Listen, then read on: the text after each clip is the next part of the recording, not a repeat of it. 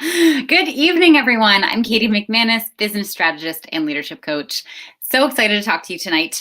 This is continuing my week of the myth of being ready.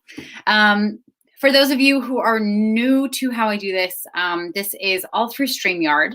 StreamYard is a great technology that allows me to go live on the Facebooks, LinkedIn, and YouTube all at the same time, but it's an imperfect technology. It doesn't always show me the comments from everywhere. So if you comment, I really like this to be interactive.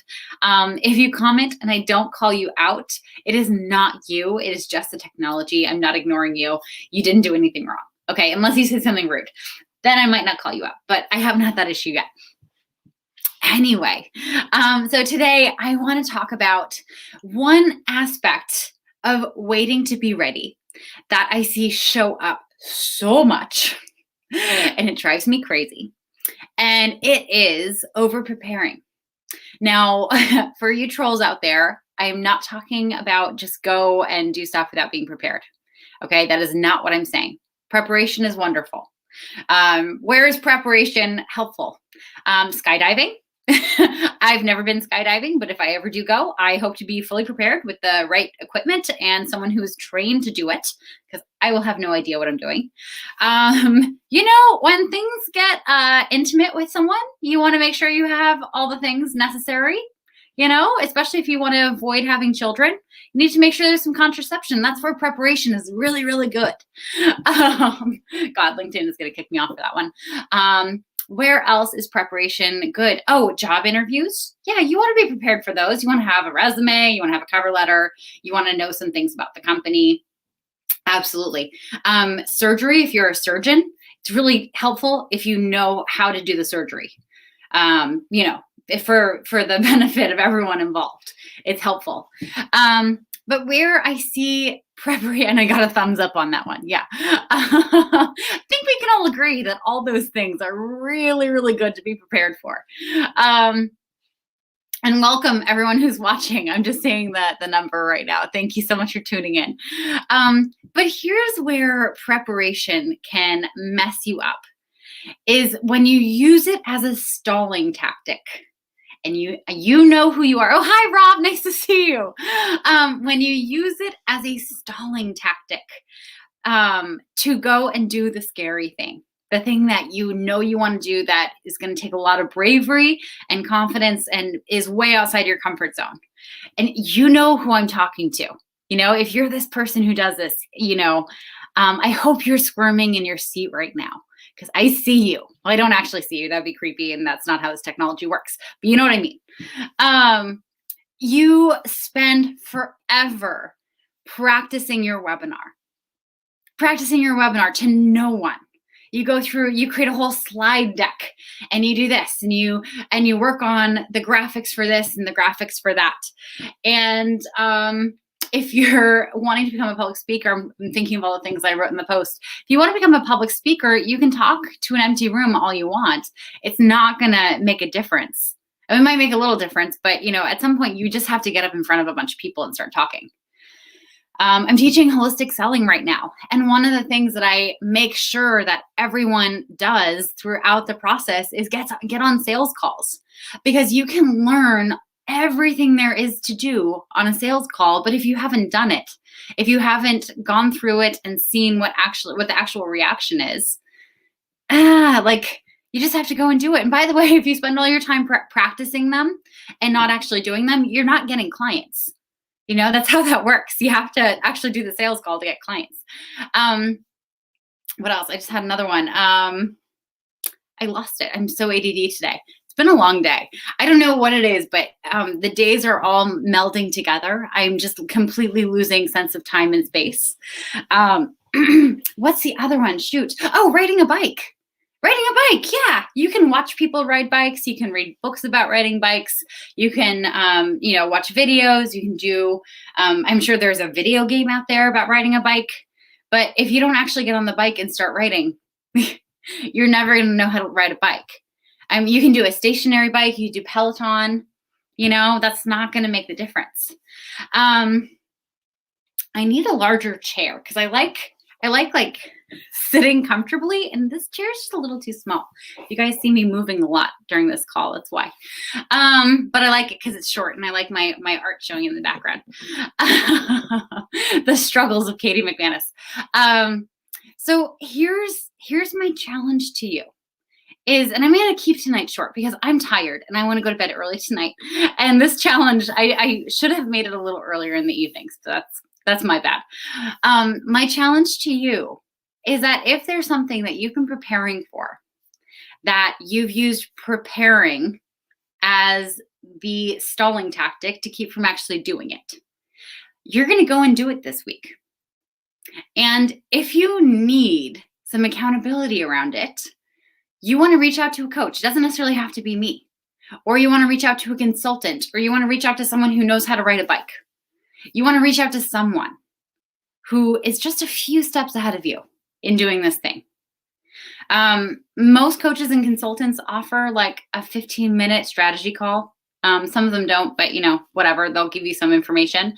And you just want to do something. Because if you haven't done it by now, when are you going to do it? Like, what's it going to take for you to actually just reckon with, okay, I'm prepared enough. Okay. My first few webinars, well, my first webinar, no one showed up. Not one person showed up. No one registered, but I still signed in as if there were going to be people who showed up. Which, in hindsight, just shows, how nervous I was. I thought people were going to show up too, and I didn't want them to, feel like I'd no-showed them. The second one, 2 people registered, I think. No one showed up.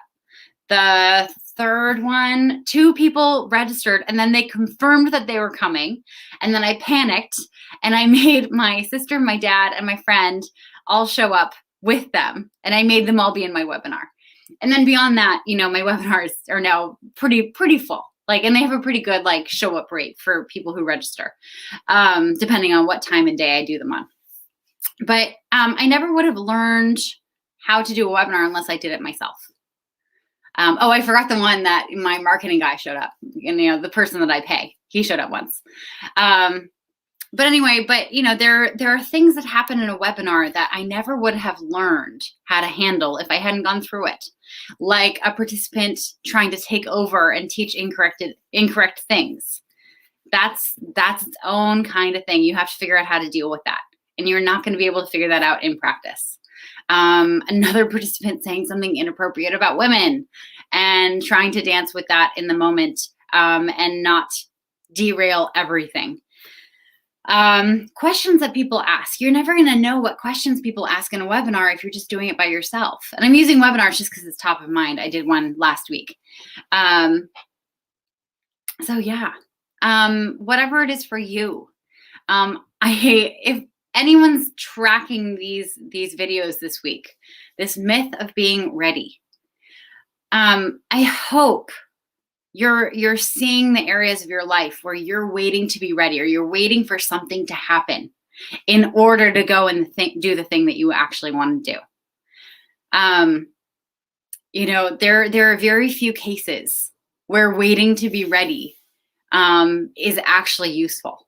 One is, if you're planning on having a baby. I have some friends who are trying to have babies right now, and sometimes there are certain health things you have to take care of, like you have to quit smoking, or sometimes you have to get in better shape before you start doing it. Yeah, absolutely.